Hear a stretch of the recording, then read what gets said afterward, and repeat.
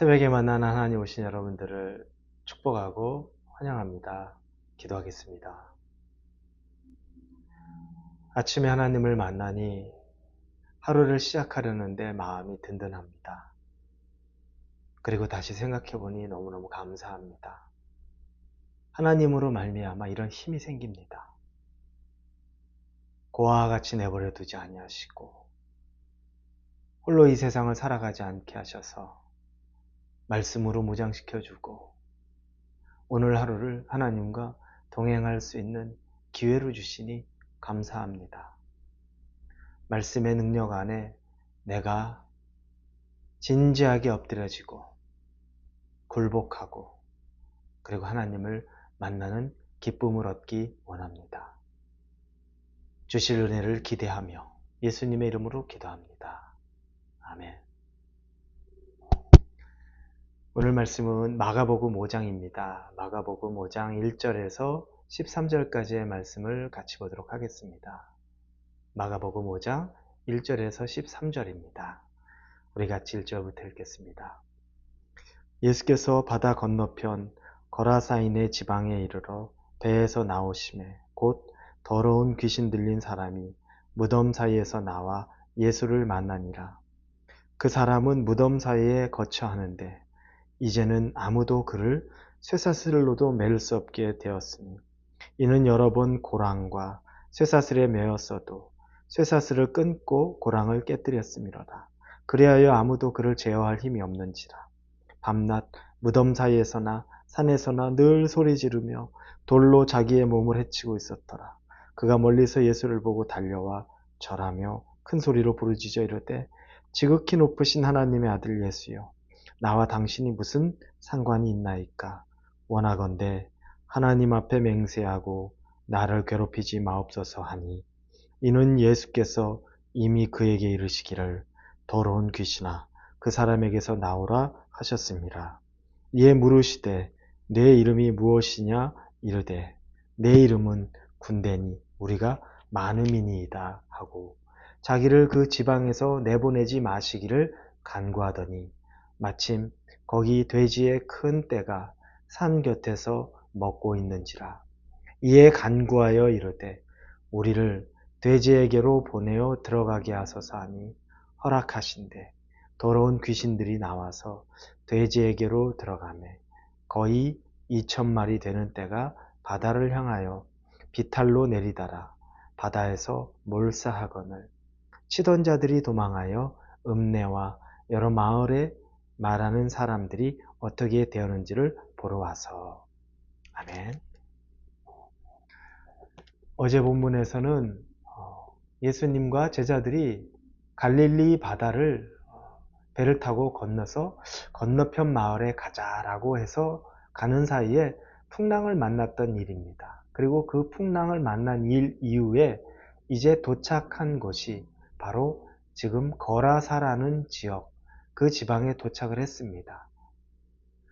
풍랑을 잠잠케 하시는 예수님, 그것을 같이 개인의 믿음의 신앙으로 경험하게 된 이제 제자들이 도착한 거라사라는 지방, 배에서 내리니까 그때 또 다른 하나의 또 간증이 생기는 거죠.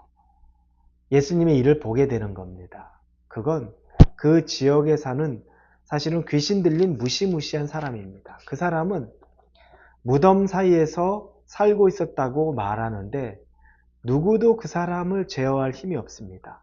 귀신이 들어갔는데 얼마나 강력한지 사람의 힘으로 아무리 사람들이 쇠사슬로 묶어놔도 그 쇠사슬을 다 끊어냅니다.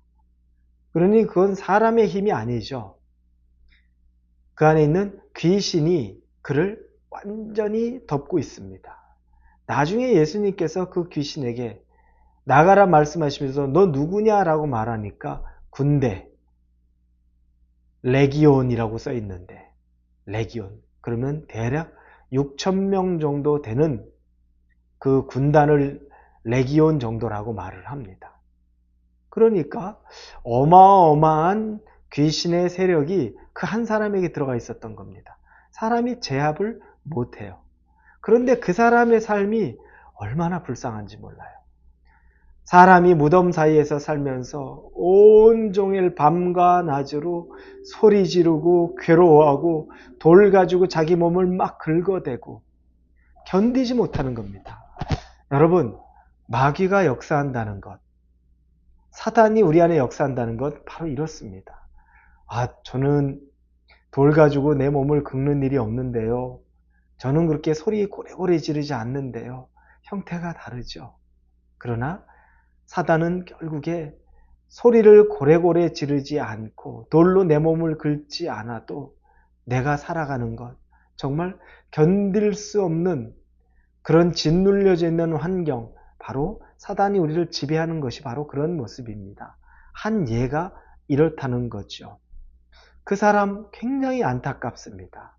그런데 예수님을 만났는데 예수님 앞에 엎드려 절하면서 말을 해요. 예수님 존귀한 분이다. 당신은 높은 분이다.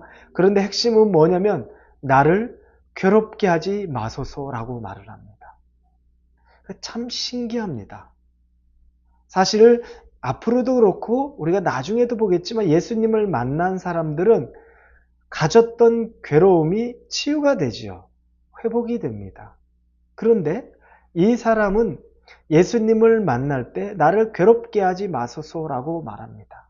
그건 이 사람이 아니라 그 사람 안에 들어가 있는 이 귀신이 하는 고백이기 때문에 그렇습니다. 예수님을 만나기 전에는 예수님이 나에게 오는 것, 이 상황이 괴로운 것에 불과합니다. 이제 진짜 예수님을 만난다는 건 자유한 그 시기인데 그걸 괴롭다고 표현을 합니다. 예수님 못 만난 사람의 삶은 괴로운 겁니다. 그럴 수밖에 없어요. 이 세상에서 정말로 자기가 그렇게 자기 몸을 긁고 하루 종일 소리 지르고 귀신에게 쫓겨 있는 누구보다 불쌍하고 괴로운 삶인데 예수님 앞에서 나 괴롭게 하지 말라고, 왜 나에게 왔냐라고 말하는 것. 그런데 여러분, 우리가 혹시 그런 사람이 아닌지는 생각해 봐야 됩니다. 여러분, 예수님이 여러분에게 찾아가서 여러분을 자유케 해주기 위해서 갔는데 왜 나에게, 예수님 왜 나를 이렇게, 왜 우리 가정을 이렇게 괴롭게 합니까? 이런 마음으로 예수님을 바라보는 것은 아닌지를 생각해 보셔야 합니다. 예수님은 우리를 괴롭게 하기 위해서 온 게 아니라 자유케 하기 위해 왔습니다. 지금은 괴로운 형상처럼 보이고 괴로운 형국처럼 보이지만 궁극적으로 우리는 예수님 안에서 오직 자유할 수 있습니다. 예수님만이 그렇게 우리를 할 수 있다는 겁니다. 그러면서 이 귀신, 레기온이라고 말하는 이 군대 귀신이 말하죠. 나를 이곳에서 떠나지 않게 해주십시오. 이 지방에서 나 쫓아내지 마십시오. 라고 말해요. 그러면서 저 돼지떼에게 날 넣어주십시오. 내가 저 돼지떼로 들어갈 테니까 이 지방에서만 날 떠나지 않게 해달라고 이야기합니다. 왜 이 지방을 그렇게 자기가 살고 있는 그곳에 집착할까?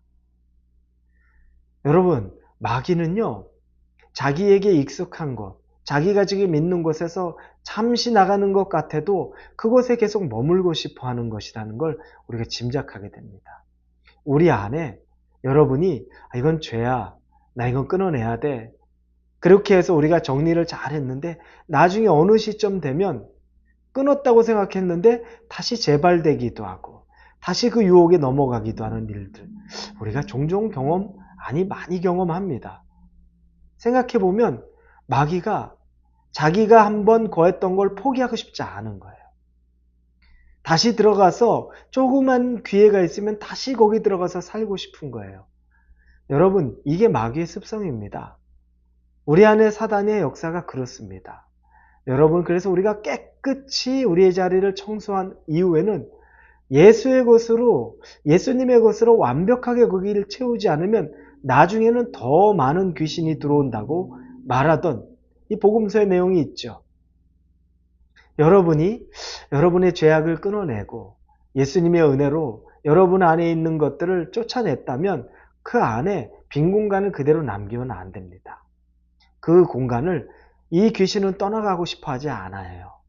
그래서 그 지방에서 자기 쫓아내지 말아달라고 귀신이 돼지 떼에 들어가더라도 나 쫓아나지 말아달라고 말할 정도예요. 여러분이 혹시 씨름하고 있고 싸워낸 것에서 승리하셨습니까?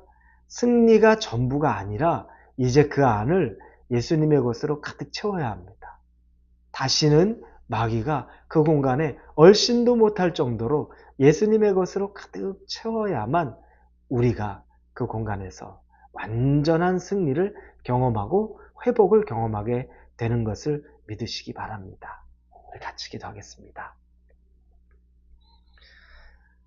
하나님, 은혜를 주시고 불쌍히 여겨주셔서 예수님이 우리 안에서 역사하실 일에 대해 기대하고 감사하며 살게 하여 주시되, 우리 안에 더러운 죄악의 습성들이 떠나가면 반드시 그 자리에 예수님의 것으로 더 가득 채울 수 있기를 원합니다. 예수님의 이름으로 기도합니다. 아멘.